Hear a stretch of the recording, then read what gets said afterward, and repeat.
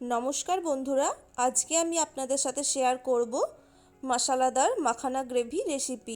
প্রোটিনে ভরপুর মাখানা বাচ্চা থেকে বড় সবার জন্য খুবই উপকারী। রেসিপিটা সম্পূর্ণ দেখার অনুরোধ রইল। ভালো লাগলে অবশ্যই বাড়িতে একবার হলেও ট্রাই করবেন। তাহলে চলুন শুরু করা যাক। আমি এখানে নিয়েছি 1 কাপ মাখানা। পরিমাণে অনেকটা দেখালেও এগুলি যেহেতু ওজনে খুবই হালকা হয়, সেই জন্য এগুলির ওজন প্রায় 50 গ্রামের মতো হবে। মাখানাগুলি 5 থেকে 6 মিনিটের জন্য মিডিয়াম ফ্লেমে ড্রাই রোস্ট করে নেব, যতক্ষণ না এগুলি ক্রাঞ্চি ভাব হয়ে আসে। বর্ষাকালে মাখানাগুলো কিন্তু একটু সেঁতিয়ে যায়, সেই জন্য এগুলিকে কিছুক্ষণ ড্রাই রোস্ট করে নিতে হবে। দেখুন, এখানে আমি একটা হাত দিয়ে ভেঙে দেখাচ্ছি। এইভাবে প্রেস করলে যদি এগুলো এভাবে গুঁড়ো গুঁড়ো হয়ে যায়, তাহলে বুঝে নিতে হবে এগুলো ঠিকমতো ড্রাই রোস্ট হয়েছে। এবার মাখানাগুলোকে আমি একটা পাত্রে ঢেলে নেব।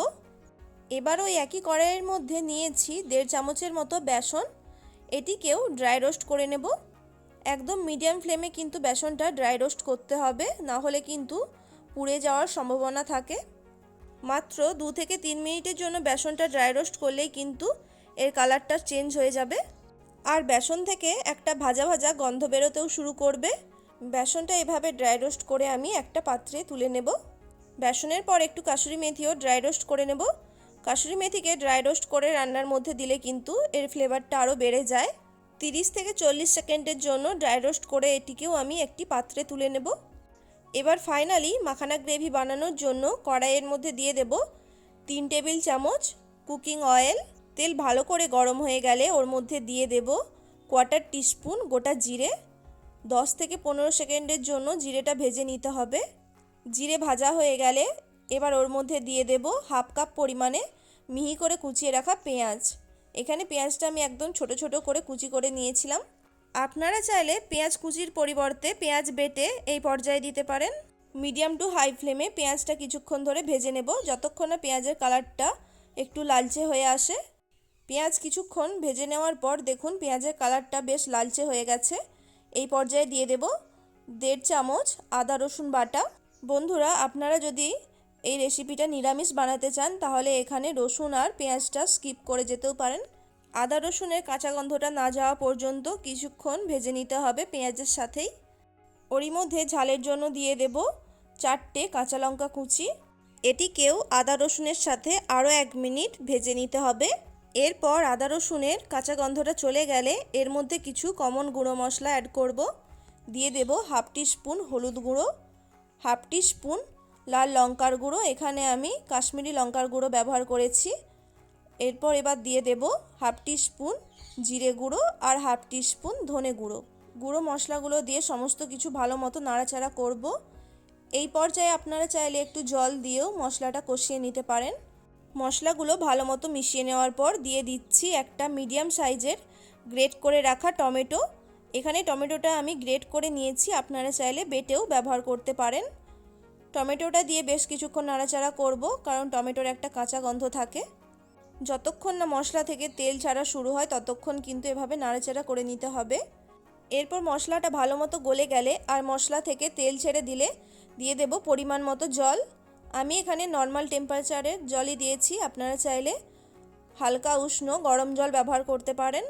জলটা দিয়ে সমস্ত কিছু ভালো করে মিশিয়ে নিচ্ছি।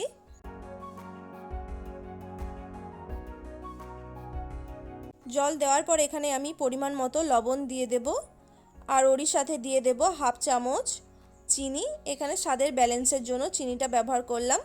লবণ আর চিনি দিয়ে ভালো করে সমস্ত কিছুকে আরও একবার মিশিয়ে নিচ্ছি। এবার গ্রেভি ফুটতে শুরু করা পর্যন্ত অপেক্ষা করব।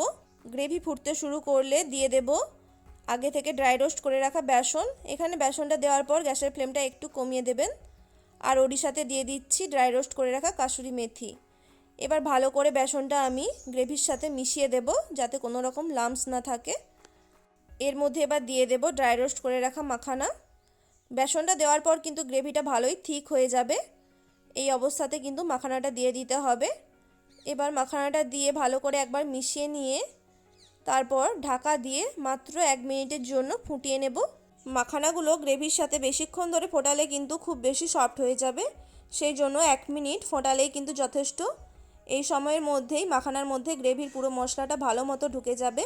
এরপর ওর মধ্যে দিয়ে দেব হাফ কাপ পরিমাণে ফ্রেশ ক্রিম। ফ্রেশ ক্রিমটা একদম কিন্তু শেষ পর্যায়ে দিতে হবে, কারণ ফ্রেশ ক্রিম দেওয়ার পর খুব বেশিক্ষণ রান্না করা যায় না, না হলে ক্রিম থেকে তেল ছাড়া শুরু হয়ে যাবে। সবশেষে এর মধ্যে দিয়ে দেব কিছুটা পরিমাণে ধনেপাতা কুচি আর কোয়ার্টার টিস্পুনের মতো গরম মশলার গুঁড়ো। আপনারা চাইলে কাসুরি মেথি দিয়ে রান্নাটা কমপ্লিট করতে পারেন, ধনেপাতাটা এখানে না দিলেও চলবে। শেষবারের জন্য আরও একবার ভালোভাবে সমস্ত কিছু মিশিয়ে নিচ্ছি। দেখুন বন্ধুরা, এখানে আমার মাখানা গ্রেভি রেসিপি একদম কমপ্লিট হয়ে গেছে। রেসিপিটা কেমন লাগলো অবশ্যই কমেন্ট করে জানাবেন। ভালো লাগলে একবার হলেও বাড়িতে এভাবে ট্রাই করে দেখবেন, খুবই প্রোটিনযুক্ত একটি রেসিপি। আমরা মাখানা ফ্রাই বা মাখানা চাট প্রায় খেয়ে থাকি, একবার হলেও রাতের ডিনারে রুটি বা ভাতের সাথে এইরকম মাখানা গ্রেভি বানিয়ে খেয়ে দেখুন, সবারই খুবই পছন্দ হবে। রেসিপিটা ভালো লাগলে অবশ্যই একটি লাইক করে চ্যানেলটি প্লিজ সাবস্ক্রাইব করে দেবেন, আর সাথে পাশে থাকা বেল আইকনটিও অবশ্যই প্রেস করে দেবেন। সবাই ভালো থাকবেন, সুস্থ থাকবেন, ধন্যবাদ।